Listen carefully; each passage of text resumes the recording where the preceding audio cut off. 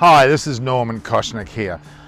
I'm here to talk to you today about another chapter in the Cricket Summer Diaries about cricket history, not just in Australia this time, but about the world. We've talked about the SCG, MCG and the likes of Adelaide Oval, but let's put into context a very special situation about stadiums. That is the 10 oldest cricket venues in the world, which have had great impact upon cricket throughout the decades, if not centuries. It's a countdown from 1 to 10. We'll go from number 10 first, and that is in fact the 10th ground on the list is actually Galle International Stadium in Sri Lanka.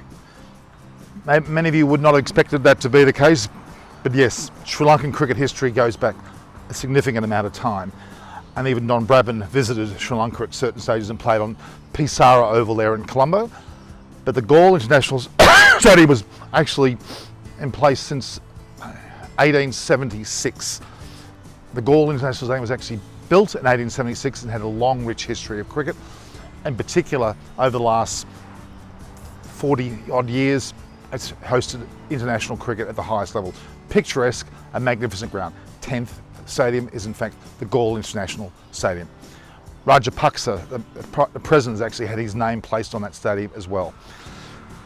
Coming in 9th is back in Australia, where we've visited during this particular series, Adelaide Oval. That was actually built in 1871, and another picturesque ground with magnificent cathedrals, a lovely German feel to the town.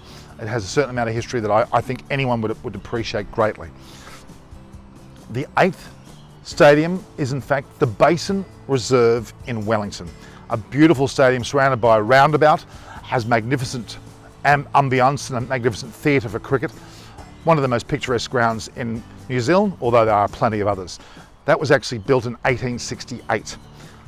Then coming in at number 7 is Eden Gardens. Yes, Eden Gardens in India, in Kolkata, is ranked as the 7th oldest international cricket ground in the world, and was actually built in 1864, a significant period of time prior to India gaining its independence. Obviously an English colony at certain stages, and a magnificent ground we know was one of the biggest stadiums in the world amongst the MCG and the Gujarat Stadium. Eden Gardens by a long shot is a magnificent stadium. Having been built in 1864, has seen a lot of history from the likes of Ganguly, Gavaskar, Tendulkar, Azharuddin, Laxman, Dravid, all have played on that ground, all have had significant influence on that particular ground. Coming in at number 6, we're now in England. England have got quite a few of the top 10. England is actually Old Trafford Cricket Ground, which was built in 1857. The Old Trafford Cricket Ground, of course, is in Manchester in England, in northern England, a significant location for cricket. Certainly magnificent amphitheatre, a lot of great bowling performances there, especially from the likes of James Anderson. And India haven't fared that badly there either. Coming in at 5 is a ground that we've actually certainly taken some note of, the Melbourne Cricket Ground. The Melbourne Cricket Ground being the MCG, better known as the G. Of course, that's held everything from Olympic Games in 1956 right through to 2 World Cups in 92 and 2015, and a series of important games, especially now with the Boxing Day traditions, which is happening in Australia as we speak. Coming in 4th, probably my favourite for a lot of reasons, is the Sydney Cricket Ground, the SCG, which was actually built firstly in 1848 and hosted numerous cricket matches. In fact, a lot of Empire games, there were Commonwealth games in MCG.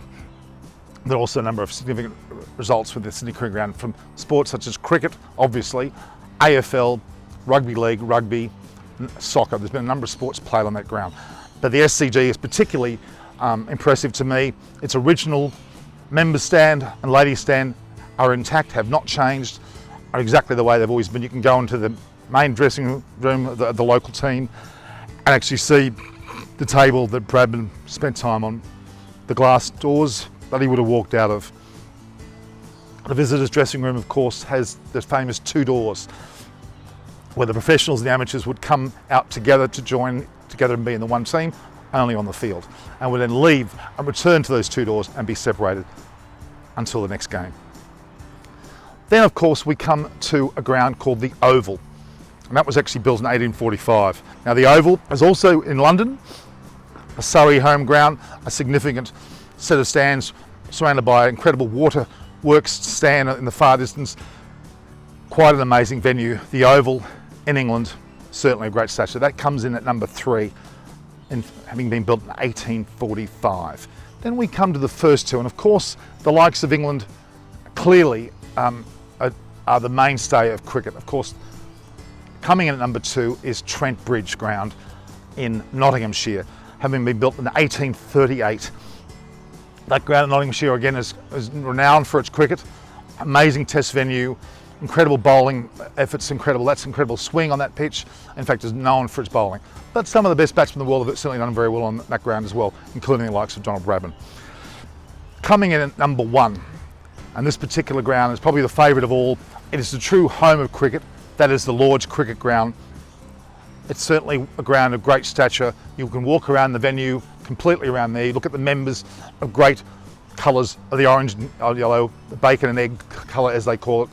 The Lord's Cricket Ground, the Marylebone Cricket Club, the birthplace of cricket, you could argue.